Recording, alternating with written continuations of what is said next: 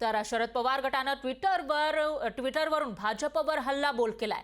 Johnny Johnny या कवितेच्या माध्यमातून ट्विटरवरून चिमटे काढलेले आहेत। ईडी कारवाया पक्ष फोडाफोडीवरून घणाघात साधलेला आहे। तर बालवाडीमध्ये असलेली मुलं सुद्धा हा जॉनी कोण ते सांगतील असा टोला राष्ट्रवादी शरद पवार गटानं ट्विटरवरून लकावलेला आहे। तर राष्ट्रवादीने नेमकं काय ट्विट केलं आहे ते बघूयात ग्राफिक्सच्या माध्यमातून।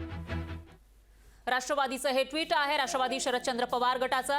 जॉनी जॉनी यस पापा ही कविता ट्विट केलेली आहे, पण ही कविता थोड्या वेगळ्या स्वरूपामध्ये आहे। आपण लहान मुलांच्या तोंडून कविता ऐकलेली असेल, पण ही कविता राजकारणाविषयी आहे। ईटिंग खोके नो पापा असं पुढच्या ओळीमध्ये राष्ट्रवादी काँग्रेस शरदचंद्र पवार गटाकडून लिहिलेलं आहे। हीच ती कविता आहे जी ट्विट करण्यात आली आहे। लिव्हिंग पार्टी नो पापा असंही कवितेच्या पुढच्या ओळीमध्ये लिहिलेलं आहे। पार्टी सोडताय का तर नो पापा असं या कवितेचा अर्थ आहे, या ओळीचा अर्थ आहे। तर दुसरा अफ्रेड ऑफ ईडी नो पापा म्हणजेच ईडीची भीती वाटते का तर नो पापा असा या ओळीचा अर्थ आहे।